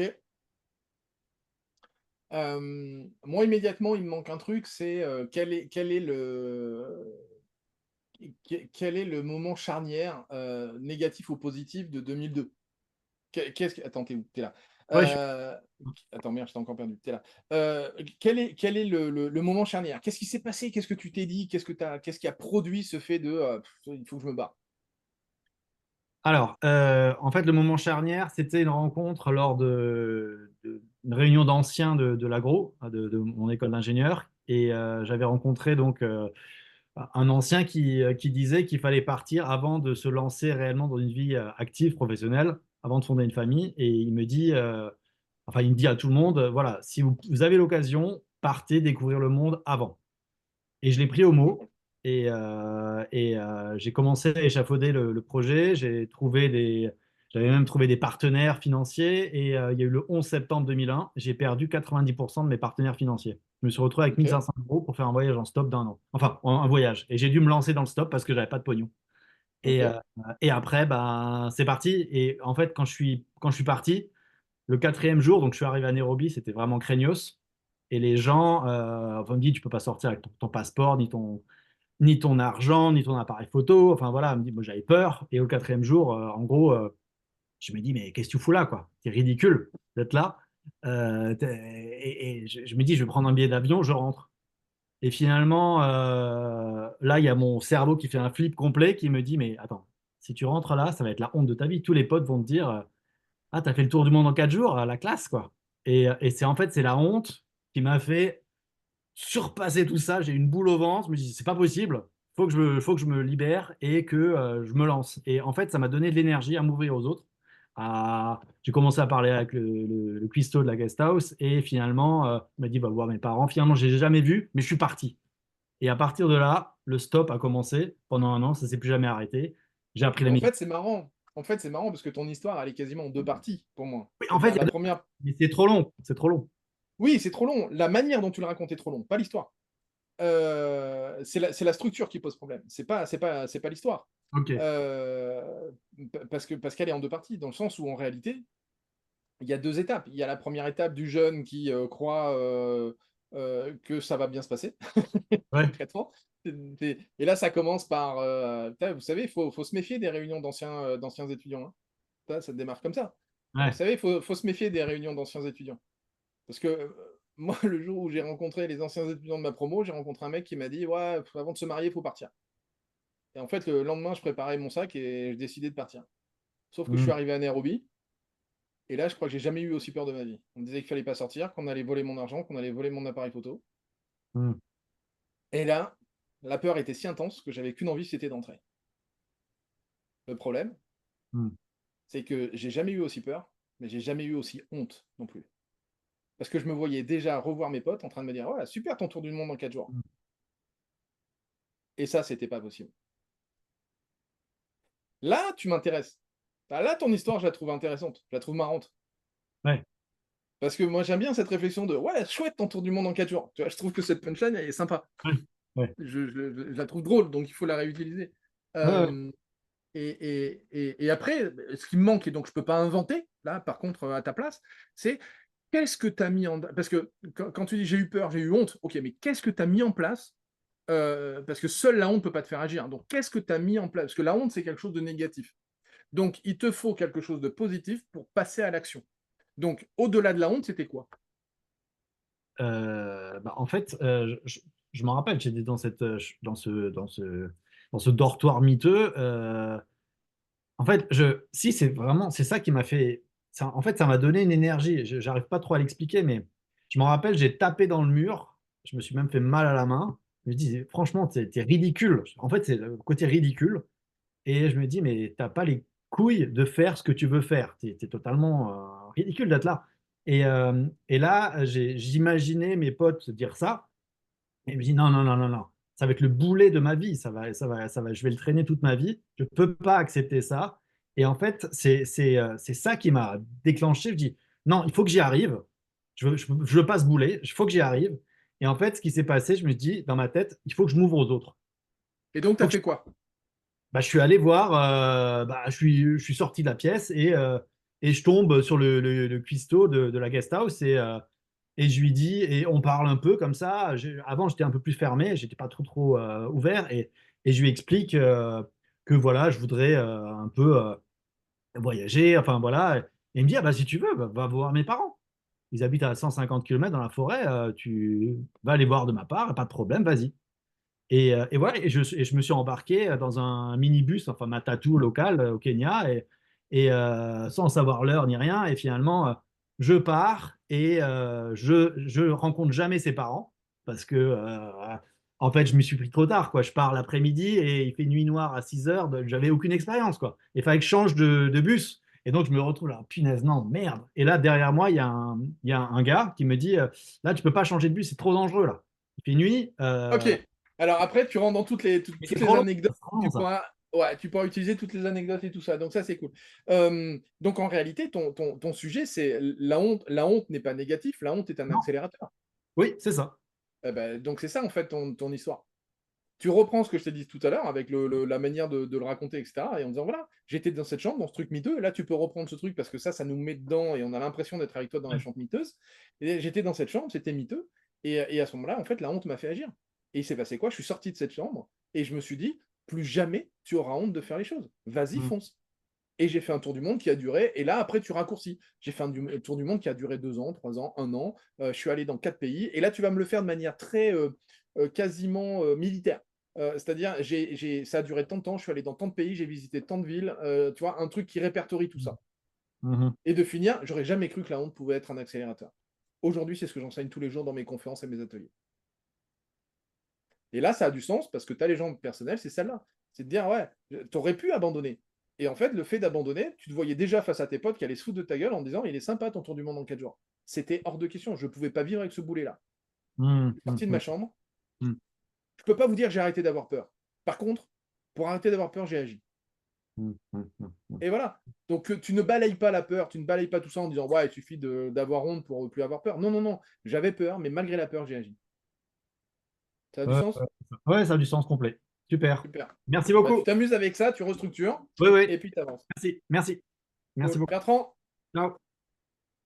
Bonjour, salut. Bertrand. en 2013, j'ai 40 ans, je dirige ma première entreprise. C'est une société que j'ai achetée 8 ans auparavant et je suis au bout du rouleau, physiquement, mentalement. Un matin, en me réveillant, en me rasant, je prends deux décisions. La première, mettre mon entreprise en vente. La deuxième, me mettre au sport. Je me lance dans le triathlon, je pratique aucune des trois disciplines, je ne sais pas nager. 12 ans plus tard, j'ai terminé une cinquantaine de courses de triathlon, dont 7 Ironman et 4 courses d'ultracyclisme de 1000 km. Donc l'émotion qui pour moi a été en place quand j'ai opéré cette bascule, c'est la joie de reprendre ma vie en main. La peur aussi, la peur de me lancer dans quelque chose de totalement inconnu, aussi bien professionnellement, parce que je ne savais pas du tout ce que j'allais faire après. Et puis aussi le fait de me lancer dans des sports que je ne pratiquais pas, dont la natation, comme j'expliquais, je ne savais pas nager. Euh, Ce qui était mes priorités, c'était de reprendre en main ma vie, de reprendre du plaisir. Et puis, Ok. Donc là, tu es en répétition. Donc, du coup, la légende, ok, elle s'est arrêtée à ton truc. Ok. ok, Moi, il me faudrait un tout petit peu plus d'emphase sur le fait que tu as galéré avec ta boîte. C'est-à-dire que j'ai un peu de mal avec ta chronologie sur la boîte. Attends, t'es passé où? ouais, je T'es suis là. là. Dans la chronologie, on se perd un petit peu. En 2013, je suis en burn-out dans la société que je viens de reprendre, mais en fait, ça fait 8 ans que je l'ai. Tu vois, tout ton début est un peu compliqué à comprendre. Ok, Donc là aussi, on va faire relativement court. J'arrive. T'as quel âge à ce moment-là? j'ai 40 ans. J'arrive, je suis à 40 ans. Je suis globalement, potentiellement à la moitié de ma vie, hein, concrètement. Je suis à ma première crise de la quarantaine. Formule, c'est ce qui te va bien, mais en tout cas, il me faut un départ un peu rigolo, un peu marrant. D'accord. Bah, j'ai 40 ans. J'estime que je suis à la moitié de ma vie. Tu peux le dire de cette manière-là. Et principalement dans une situation compliquée parce que je suis complètement surmenage, limite un burn-out. Ça fait 8 ans que je dirige une boîte et il n'y a plus rien qui va bien dans ma boîte. J'en ai marre, j'ai perdu le sens, je m'emmerde au boulot, mes collègues me font chier, mes salariés m'emmerdent. Je sais pas combien tu avais de personnes, mais tu en rajoutes un tout petit peu. Les syndicats me font chier ou je sais pas quoi. Enfin, tu donnes des Ouais, vraies raisons pour en c'était avoir 7 marre. personnes, mais ça suffit pour t'emmerder, hein. Voilà. Ah ben ça, tu peux le dire, toi, c'est marrant. J'en avais que 7, mais Pas besoin c'était d'en avoir suffisant beaucoup, pour hein, me suffit faire qu'il y en a chier. un ou deux qui t'emmerdent et ça suffit. Tu vois, ça c'est marrant par exemple. Tu vois, c'est de dire voilà, j'étais à 40, j'avais que 7 mecs, mais ça suffit pour te faire chier. Tous les mecs qui en ont 50 vont te dire c'est sûr. Tous les mecs qui en ont 2 vont te dire ouais, mais même à 2, moi aussi, tu vois. Donc là, ça va produire un effet de liaison, donc ça c'est intéressant. Et donc tu peux t'appuyer là-dessus. Et, et surtout, le sentiment le plus important en moi, c'est que j'ai l'impression de ne plus diriger ma vie. Ouais, c'est Et exactement quand on est ça. entrepreneur, c'est compliqué. En fait, j'ai l'impression de m'observer vivre cette vie de débile. C'est-à-dire Donc de ça me voir en s'appelle de la position de méta et de me dire, mais qu'est-ce que tu fais, quoi? Donc ça s'appelle de la dissociation. Tu peux l'utiliser si tu le veux. Et Ouais. te dire, voilà, je me sens en sentiment de dissociation, ou alors je me sens en train de m'observer moi-même. Je vis même plus ma vie. Je suis plus ni acteur, ni réalisateur, ni metteur en scène. Tu vois, il y a plein de portes pour parler de cet effet-là. Tu choisis celle qui te convient le mieux. Ouais. Une fois que tu as ça, ben après te dire, pour moi, l'élément central, l'élément principal, c'était de reprendre du pouvoir. Et j'avais 2 décisions à prendre. Vendre ma société et refaire du sport. Je me supportais plus dans la glace. C'est vrai. Ma boîte a été vendue en tant de temps. Là, vu que c'est pas ton, tu vois, vu que c'est pas le plus important, ma boîte a été rapidement vendue. J'ai fait ça. Par contre, ce qui compte, c'est la reprise du sport. Pourquoi? Et là, tu as été beaucoup trop vite sur tous tes exploits. Ok. Parce que je suis incapable de les resituer.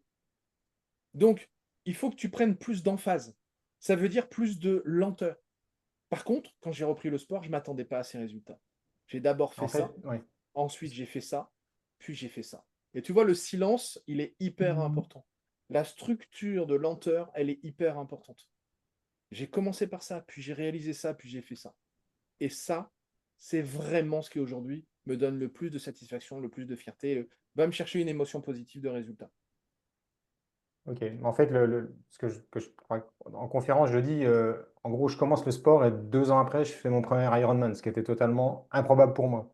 J'avais pas Et du là, tout ce qui va imaginé ça. m'intéresser, parce que tout le monde n'est pas forcément connaisseur de l'Ironman, ça va être de dire, voilà, j'ai repris le sport et 2 ans plus tard, j'ai fait un premier Ironman. Qui connaît ce que c'est un Ironman? Moi, ok. Pour les autres, un Ironman, c'est un truc de malade. Oui, c'est ça. Alors, C'est un comment je truc de... l'explique?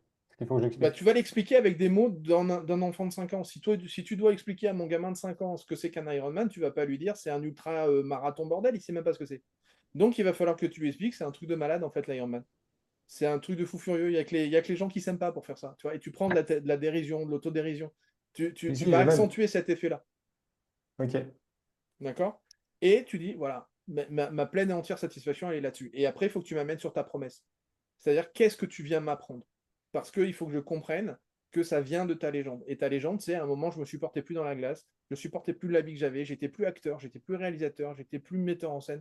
Et ça, c'était insupportable pour un entrepreneur. Quand on est entrepreneur, on a envie de diriger sa vie. Et là, tu parles à tous les gens dans la salle qui sont des entrepreneurs ou des potentiels entrepreneurs ou des esprits d'entrepreneurs. Et qui se situent comme toi en disant putain, mais moi aussi dans ma vie, je me fais chier. Putain, mais moi aussi, si ça me gonfle. Putain, mais moi aussi, j'en ai pas 7, mais j'en ai 2, mais ils m'emmerdent. J'en ai pas 7, mais j'en ai 50, mais moi aussi, ils m'emmerdent. Et ils vont être d'accord avec toi en disant, mais même sur 7, hein, suffit 2 pour vous faire chier, pour que vous dormiez plus la nuit, que vous fassiez des insomnies. Hein. Tout le monde va être Super. d'accord avec ça. Il est suffisant même. D'accord? Tout le monde va être d'accord avec ça. Donc, tu t'imposes immédiatement sur ce qu'on appelle une expérience universelle. Ça va parler à tous les gens dans la salle qui sont des entrepreneurs ou des esprits d'entrepreneurs. Ok. Moi, Ça te parle? dans la partie promesse, j'avais la notion de se fixer des objectifs réguliers, atteignables, qui vont en fait nous permettre d'aller où jamais on aurait imaginé aller, jamais où on n'aurait Alors, jamais imaginé être. moi j'aime bien, mais le problème c'est que c'est trop galvaudé. Donc il faut que tu me trouves quelque chose de plus punchy. Ok. Tout le monde le dit ça. Donc si Ouais, tu me ok. dis ça, je vais dire ouais, t'es mignon, mais bon, il faut plus de choses que ça. J'ai bien entendu. Oublie que t'as Va aucune chercher. chance. Ouais, oublie que t'as aucune chance et vas-y quand même. Non, va plutôt chercher dans tes points aveugles. Tu vois ce que c'est un point aveugle? Non, dis-moi. Le point aveugle, c'est toutes les choses que tu as fait sans savoir que tu les as fait. Et Ok. donc, ce qui va être compliqué aujourd'hui, ça va être de remettre du focus sur un truc dont tu n'as pas conscience que tu as fait. Bah, ça, ouais, je travaille là-dessus. Ouais. Eh ben, justement, questionne ton entourage. Parce que l'entourage, il t'a vu faire des choses que toi, tu n'as même pas conscience d'avoir fait. Pourquoi? Parce que c'était naturel pour toi de l'avoir fait. Ouais, Et ça, c'est c'est les un peu fameux points mon sujet, aveugles. ça. Ouais. Donc, si c'est ton sujet, c'est de ça dont moi, je veux que tu me parles. Ouais, ouais, parce que moi, j'ai pas l'habitude de prendre du recul sur ce que j'ai fait. Je suis toujours en mode, Parce que tu es un je regarde fonceur. devant. Tu es un fonceur, mais comme là, maintenant, tu es en train de transmettre, tu es obligé de passer par cette étape-là. Ouais, j'en suis bien OK? conscient. Ok, merci beaucoup. Super. Merci, super. Anne, Sylvie. Bonjour tout le monde, merci de toutes ces pépites. Salut.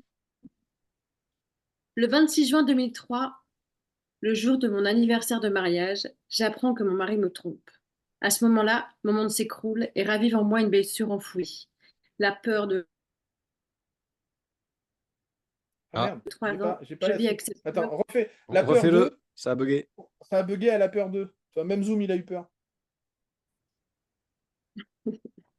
Donc je refais juste, à ce moment-là, mon monde s'écroule et ravive en moi une blessure enfouie, la peur de l'abandon.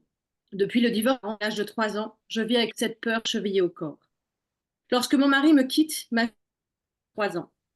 L'histoire se répète. Ma grand-mère maternelle ayant été abandonnée elle-même à l'âge de 3 ans. Réappropriant mon histoire familiale, réussi à dépasser ce traumatisme. Alors, j'allais mettre la fin, mais du coup, j'ai été surprise par l'appel de mon nom. Votre histoire et faites que votre histoire devienne votre plus grande force. Ok.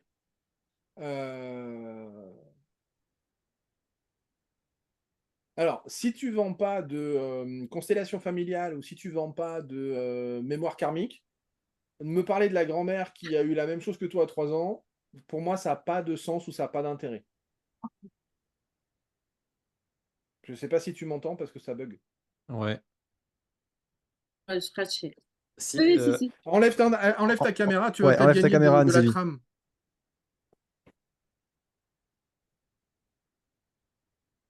Voilà. peut-être gagner un peu de trame. Est-ce que Ok. tu m'entends Vous mieux? m'entendez là? Ouais, on t'entend un peu mieux là. Oui, oui, je t'entends. Ok, super. Donc, je reviens à ce que je disais. Si tu vends pas de mémoire karmique, si tu vends pas de constellation familiale ou de bidule quantique, me parler de la grand-mère qui a vécu la même chose que toi, en mémoire chakranique, je sais pas quoi, ça, pour moi, ça n'a pas spécialement de sens. Ça aurait du sens si tu me vendais ça. Parce que me parler de la grand-mère, etc., bon, pourquoi pas. Là, ça alourdit le sujet, ça alourdit l'histoire, sans m'apporter fondamentalement un effet bénéfique. Tu comprends? Mhm. Ok, super. Je te demande confirmation, parce que comme je te vois pas en vidéo, c'est juste pour être sûr que tu Ah, entends. excuse-moi, oui, oui. Non, je t'en prie. Donc ça, important. Après, effectivement, on a le début de dire, moi, ce que j'aime bien, c'est effectivement le fait que tu dises, ça a réveillé ma peur de l'abandon, parce que à 3 ans, j'ai été abandonné par mon père. Ça a du sens parce que c'est une vraie blessure. Donc, à partir du moment où tu vas me parler de cette blessure et que tu vas me la mettre en perspective avec ce que tu me proposes, ça m'intéresse. Donc, à un moment, si tu dis, voilà, à un moment, mon mari m'a trompé et je n'aurais jamais cru que ça m'aurait fait penser à mon père. Non pas parce qu'il trompait ma mère, mais parce qu'en réalité, il m'a abandonné à 3 ans. Et là, en fait, en très peu de mots, tu me mets le contexte. J'ai pas besoin forcément de plus. Par contre, moi, ce qui va me manquer, c'est comment tu fais le grand écart pour m'apporter quelque chose lié à l'entreprise. Alors justement, parce qu'en fait, tout à l'heure, comme tu as, t'as parlé, enfin, le truc, c'est qu'en fait, ce divorce, pour moi, ça a été un cadeau caché. Comme tu disais tout à D'accord, l'heure, ok. je ne sais plus quel, c'est un cadeau mal emballé. Tu vois? Oui. Et ce cadeau mal emballé fait que, aujourd'hui, ce qui est important pour moi, c'est de permettre à chacun de raconter son histoire pour se réconcilier. Alors, c'est pas forcément avec son passé, mais c'est d'aller. Ce cadeau caché m'a fait prendre conscience que j'avais des ressources incroyables en moi et que j'ai dépassé. En fait, je suis passée du mode survie en mode enfin, à l'époque, j'étais maman solo, je suis passée du mode survie en mode de vie. Tu vois, c'est comment j'ai transformé ce cadeau tout puant en quelque chose de. Bah, aujourd'hui, je suis sur scène, sinon, j'aurais peut-être pas fait ça. Parce Ok. que Elle a duré combien la période compliquée entre le moment donc divorce, sentiment de rejet et d'abandon et le moment où tu te relèves? ça a été assez vite. Le truc, c'est que pour ma fille, quand je te dis du passer du mode survie au mode de vie, c'est ça. C'est que je me suis dit, même pas, j'avance. Et puis un jour, je me suis dit, mais attends, tu vas te prendre un mur. Mais j'ai continué à avancer, en fait. Je me suis pas écroulée. Je t'ai perdu. Donc, quelle est la compétence, le soft skill, si tu veux, que tu as le plus développé à la suite de ce divorce?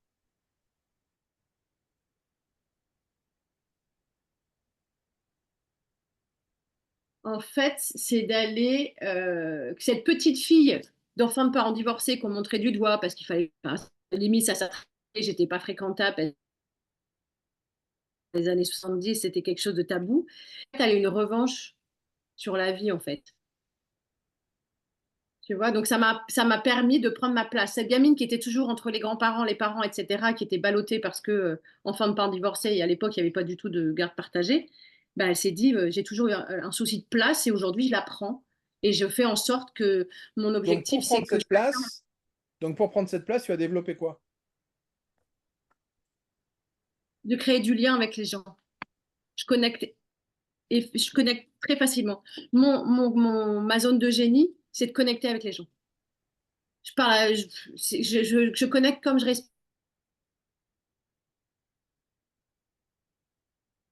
Ah, Ma ça bug. part d'ombre, Ça si tu coupe. veux. Ça coupe. Mm. Il faudrait que tu m'envoies sur WhatsApp pour que je puisse t'aider Ouais, bah, c'est compliqué en là. live sur WhatsApp parce que là, c'est vraiment compliqué. Je capte un mot sur deux, c'est très, très compliqué. Mais tu m'envoies un message sur WhatsApp. On fait ça. Super. Liv. Salut, Liv.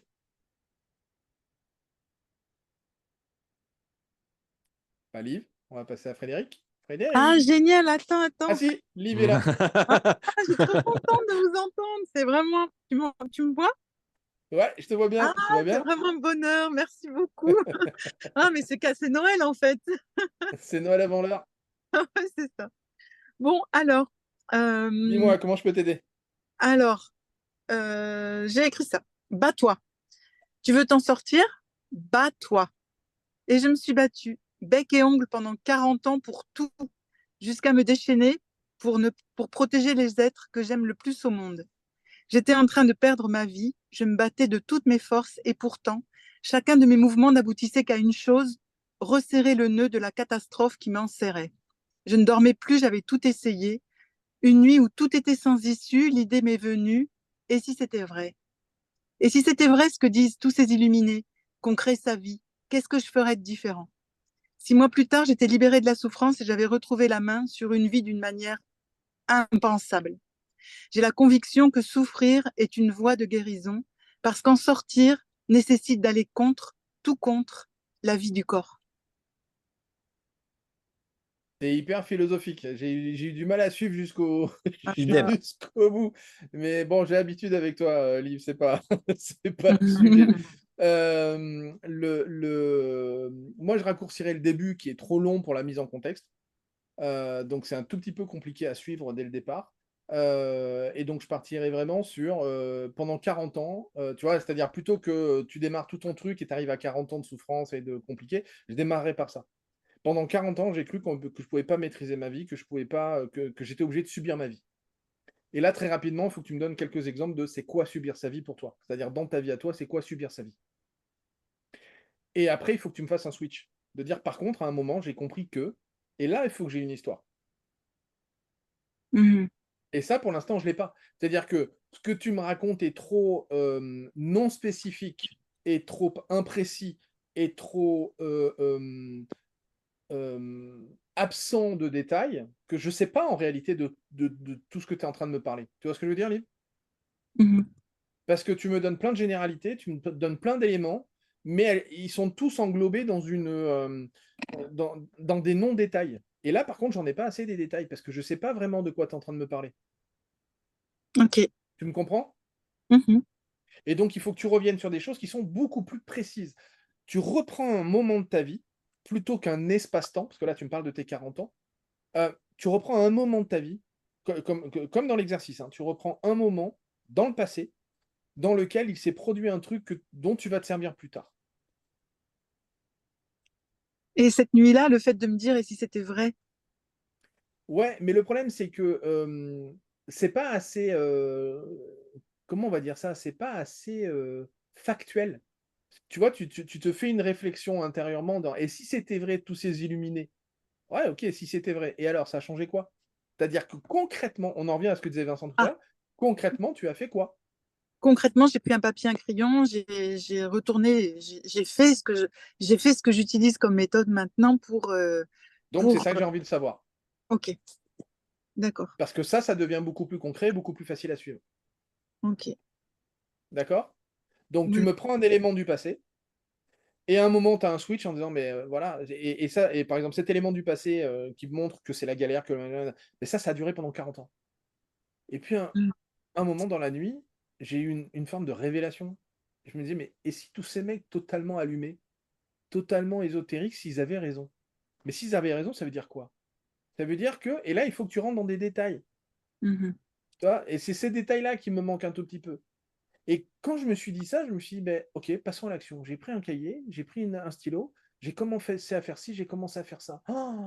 Et ça a bougé, ça a bougé, ça a bougé. C'est marrant. À partir de là, j'ai créé une méthode. Je le fais avec mes clients, je leur dis de faire ça, de faire ça, de faire ça, ça fonctionne. Tu comprends? Oui, je comprends. Ok. Là, j'ai l'histoire de la légende qui m'amène sur ensuite le modèle dont tu pourras nous parler demain. Ok, super. Merci. Super. Hop. Frédéric? Oui, me voilà. Salut. Salut. Merci Re. pour la patience, hein. Bon, on va essayer de le faire. Alors, faut que je vous raconte quand je me suis cassé la gueule de 50 étages, comment j'ai pris la claque de ma vie en quelques secondes. Je me suis fait virer en quelques jours pour insuffisance professionnelle. C'est parti d'un matin. Je me suis pointée à mon boulot et on m'a tendu un papier que je devais signer. Mon DRH m'a demandé de passer quelques minutes pour me donner un papier. Il m'a annoncé que j'allais être virée. Je peux vous assurer que si vous n'avez pas fait de chute libre un jour dans votre vie, ce jour-là, ben vous en faites. J'étais en colère, j'étais dévastée, j'ai l'impression d'être vidée. Comment moi, soldat du feu, comment moi qui porte la Légion d'honneur, comment moi, cette championne de France, parcours sportif, je pouvais passer de cette position quelque part de héros à ce statut de zéro, de plus rien, insuffisante. Comment moi qui avais sorti l'entreprise un avis défavorable, une commission de sécurité, je pouvais être insuffisante du jour au lendemain. Et pourtant aujourd'hui j'ai la conviction que ce n'est pas ce jour-là que j'ai tout perdu. Non, non. Ça faisait un bon bout de temps que je ne servais plus à rien.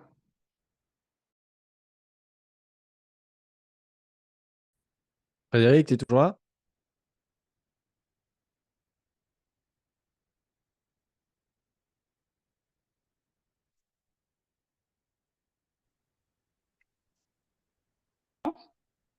Frédéric, on t'a perdu? Est-ce que vous m'entendez?